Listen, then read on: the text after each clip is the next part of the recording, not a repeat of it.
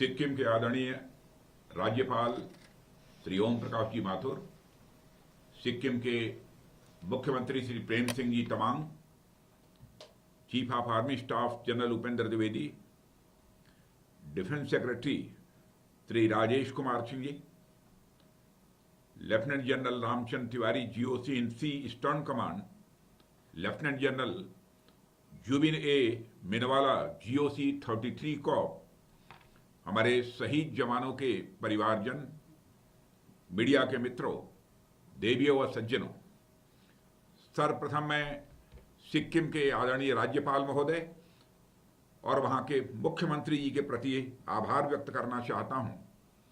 इसलिए आभार व्यक्त करना चाहता हूं क्योंकि उन्होंने उन्हीं के मार्गदर्शन में और महामहिम राज्यपाल महोदय की प्रेरणा से ही इस प्रेरणा स्थल का सृजन हुआ है।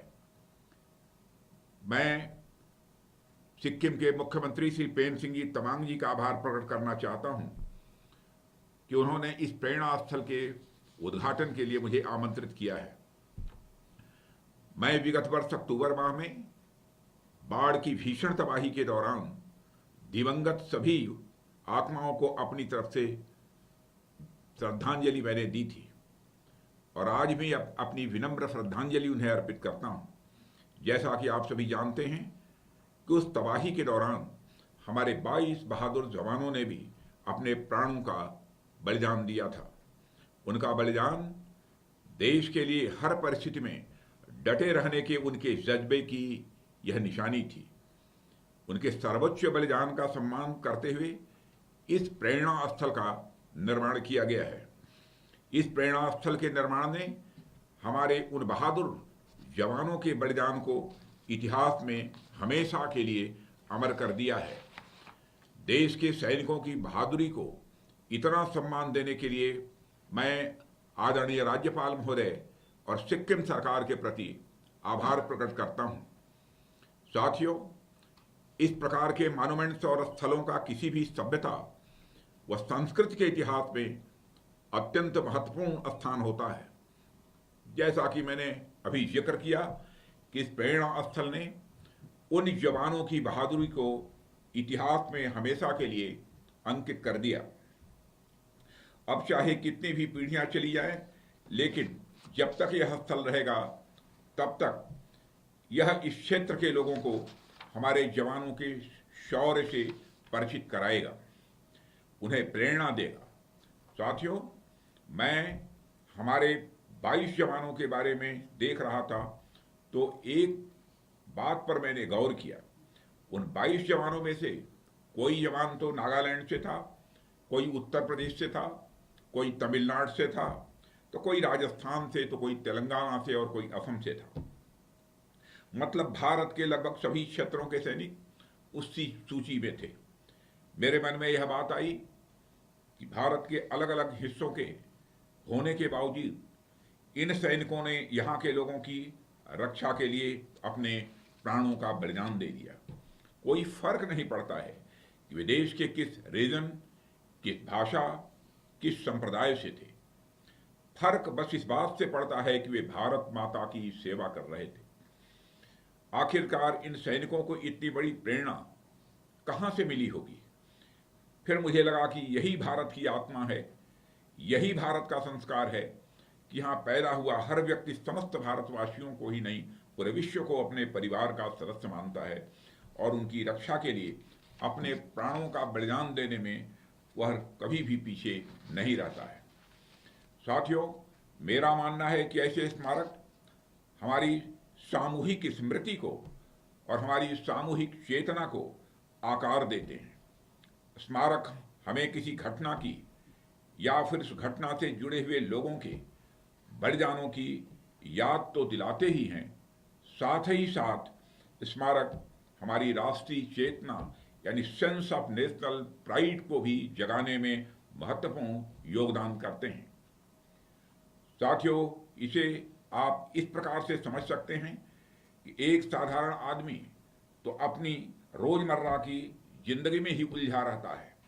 अपने घर परिवार के लिए खाने का इंतजाम करना, अपने बच्चों के पढ़ाई की व्यवस्था करना, यानी रोटी, कपड़ा और मकान की मूलभूत आवश्यकता व्यक्ति को बांधे रखती है। यही उनकी निजी जिंदगी है।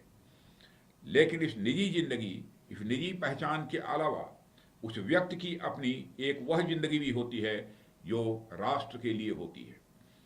हर एक व्यक्ति के भीतर एक राष्ट्रीय भावना भी होती है जो कुछ विशेष मौकों के समय विशेष रूप में दिखाई देती है। जैसे 15 अगस्त, 26 जनवरी जैसे राष्ट्रीय त्योहारों के समय, या फिर भारत का किसी दूसरे देश के साथ मुकाबला हो रहा हो, या ओलंपिक में किसी भारतीय खिलाड़ी का प्रदर्शन होना हो, तो इन मौकों पर एक साधारण नागरिक के अंदर की भारतीय चेतना, राष्ट्रीय स्वाभिमान की भावना यह जागृत होती है और उस समय वह अपनी तमाम जिम्मेदारियों व दायित्वों को अलग रखकर उस मोमेंट को जी रहा होता है। साथियों, मेरे कहने का अर्थ यह है कि हर नागरिक के अंदर भारतीय चेतना रहती है। यही चेतना ही तो हम सबको एक किए हुए है। इसी चेतना ने ही तो भारत को विविधता में एकता का पर्याय बनाया है। लेकिन यह चेतना हरदम जगी हुई अवस्था में नहीं रहती है, क्योंकि सबकी अपनी निजी जिंदगी भी होती है। इस चेतना को जगाने के लिए हमें किसी विशेष अवसर या किसी विशेष चीज की आवश्यकता पड़ती है। आज जिस प्रेरणा स्थल का उद्घाटन हो रहा है, हम सभी भारतीयों के अंदर छुपी हुई उसी भारतीय चेतना को जगाने का काम करेगा, ऐसा मेरा विश्वास है। इस क्षेत्र के लोग जब भी इस प्रेरणा स्थल पर आएंगे या फिर इसके पास से भी गुजरेंगे, तो उन्हें हमारे सैनिकों के शौर्य की याद आएगी। इसके साथ साथ उनके अंदर अपने देश के लिए कुछ कर गुजरने की प्रेरणा भी आएगी। यह प्रेरणा स्थल इस क्षेत्र के लोगों को राष्ट्र को सर्वोपरि रखने की प्रेरणा देता रहेगा। एक बड़ी प्रसिद्ध कहावत है कि monuments are of the living not the dead, अर्थात स्मारक जीवित लोगों के लिए होते हैं, मृत लोगों के लिए नहीं। स्मारक या फिर प्रेरणा स्थल भले ही उन लोगों के कारण बनते हैं जो दिवंगत हो चुके हैं, लेकिन यह उन लोगों के लिए बनाए जाते हैं जो अभी जीवित हैं। मॉन्यूमेंट्स इसलिए बनाए जाते हैं ताकि वे जीवित लोगों को इंस्पायर कर सकें, उनको प्रेरणा दे सकें। जैसे आप दिल्ली के नेशनल वार मेमोरियल का उदाहरण ले लीजिए। आप में से अनेक लोग वहां गए भी होंगे। प्रधानमंत्री जी के नेतृत्व में हमने नेशनल वार मेमोरियल का निर्माण हमारे देश के उन शहीदों की याद में कराया जिन्होंने इस देश की रक्षा करते हुए अपना सर्वोच्च बलिदान दे दिया। उस मेमोरियल में लगभग 26,000 शहीदों के नाम हमेशा के लिए स्वर्णाक्षरों में अंकित कर दिए गए हैं। और अब जब भी किसी शहीद का परिवार, उसके रिश्तेदार, उसके गांव के लोग, उनके क्षेत्र के लोग नेशनल वार मेमोरियल पर जाते हैं और उस जवान का नाम पत्थर पर लिखा हुआ पाते हैं, तो उनके अंदर स्वाभाविक रूप से अनेक भावनाएं उमड़ने लगती हैं। उन्हें देश के जवानों पर गौरव की अनुभूति होती है। उनके अंदर यह प्रेरणा आती है कि वह भी राष्ट्र को अपने प्राणों से भी ज्यादा प्रेम करें। यह प्रेरणा स्थल भी उसी माध्यम का कार्य करेगा।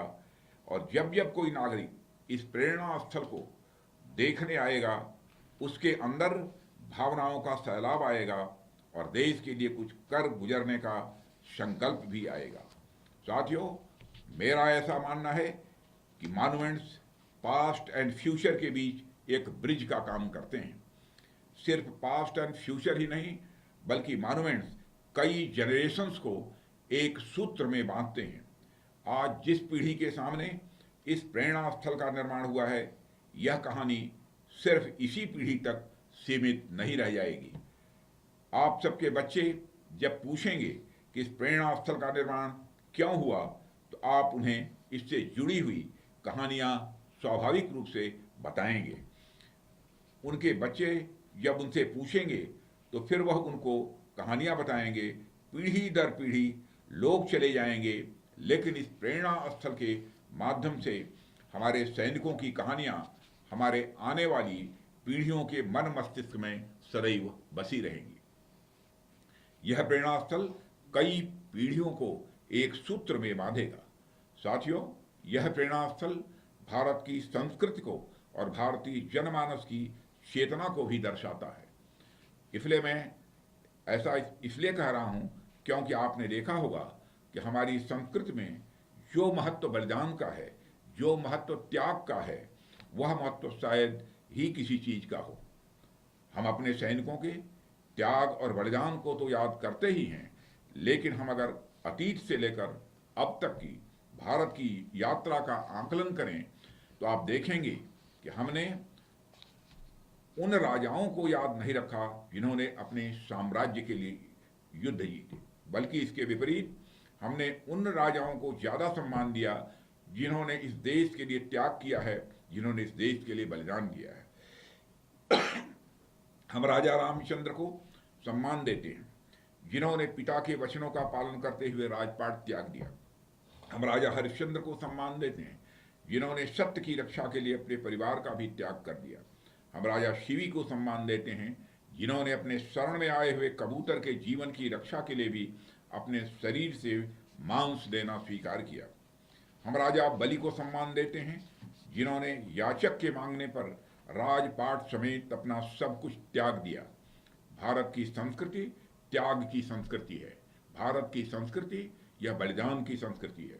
यह संस्कृति वैभव विलास वालों को नहीं पूजती, यह संस्कृति उनको पूजती है जिन्होंने इस देश के लिए त्याग किया है, जिन्होंने इस देश के लिए बलिदान दिया है। साथियों, जिन सैनिकों ने हमारी रक्षा करते हुए अपने प्राणों का बलिदान दिया, उनका ऋण तो किसी भी प्रकार से हम नहीं चुका सकते हैं। जो हमें जानते नहीं थे, जो हमें पहचानते नहीं थे, जिनका हमारे साथ कोई खून का रिश्ता नहीं था, उन्होंने सिर्फ अपने कर्तव्यों का निर्वहन करते हुए हम सभी को मां भारती की संतान मानते हुए हमारे प्राणों की रक्षा की है। यह ऋण तो हम अपने प्राण देकर भी नहीं उतार सकते हैं। हाँ, हम इतना अवश्य कर सकते हैं कि हम उनके बलिदान के प्रति अपनी तरफ से एक विनम्र श्रद्धांजलि जरूर अर्पित करें। यह प्रेरणा स्थल हमारी तरफ से वही विनम्र श्रद्धांजलि है। मैं उन सभी सैनिकों को नमन करता हूं जिन्होंने देश के लिए अपनी जान की बाजी लगा दी, देश के लिए अपना जीवन समर्पित कर दिया, जो तिरंगे के लिए ही जी रहे हैं और अमर शहीद भी हुए तो तिरंगे में ही लिपटे रहेंगे।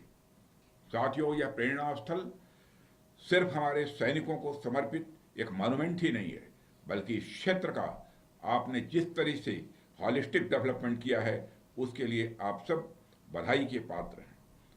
पंच तत्व पथ, तेजशाला, योग पार्क, औषधीय उपवन और निर्माण पॉइंट जैसे स्थलों का निर्माण जिस प्रकार से हुआ है वह आर्ट और साइंस का एक अद्भुत ब्लेंड है। इसे देखकर मुझे केवड़िया की याद आ रही है। केवड़िया के बारे में आप सब जानते होंगे। वहाँ गुजरात में एक छोटा सा क्षेत्र डेवलप किया गया है जहाँ पर लौह पुरुष सरदार वल्लभ भाई पटेल की दुनिया की सबसे ऊंची मूर्ति स्टैचू ऑफ यूनिटी लगी हुई है। लेकिन वह क्षेत्र सिर्फ अपनी उस मूर्ति के कारण ही प्रसिद्ध नहीं है, बल्कि माननीय प्रधानमंत्री जी के निर्देशन में उस क्षेत्र में इस तरह के अनेक उद्यान और क्यारियां बनाई गई हैं जिसमें वहां के लोगों के स्वास्थ्य और आध्यात्मिक विकास को भी ध्यान में रखा गया है। यह प्रेरणा स्थल भी ठीक वैसा ही है। इसमें आपने शहीदों की स्मृति का एक स्थल तो निर्मित किया ही है, उसके साथ साथ आपने इस स्थान को एक मनोरम स्थल के रूप में विकसित करने का प्रयास किया है और मुझे पूरा विश्वास है कि आपका यह प्रयास निश्चित रूप से फलीभूत होगा। यह क्षेत्र एक ऐसे प्लेस के ऊपर के रूप में इमर्ज होगा कि भविष्य में शायद ही कोई ऐसा व्यक्ति हो जो सिक्किम आए और इस प्रेरणा स्थल को देखने के लिए और अपने बहादुर जवानों को श्रद्धांजलि अर्पित करने के लिए वहां न जाए। आपने इस प्रेरणा स्थल के निर्माण के माध्यम से जिस तरह से यहाँ के निवासियों के शारीरिक, मानसिक, आध्यात्मिक और सांस्कृतिक विकास का ध्यान दिया है, वह अपने आप में अनपैरेलल है, अतुलनीय है। साथियों, यह प्रेरणा स्थल हमारे शहीदों का स्मारक तो है ही, साथ ही यह स्थल प्रतीक है उस शौर्य का जिसका परिचय हमारे सैनिकों ने इस स्थान पर दिया था। यह स्थल प्रतीक है उस साहस का जिसका यहाँ की जनता साक्षी रही है।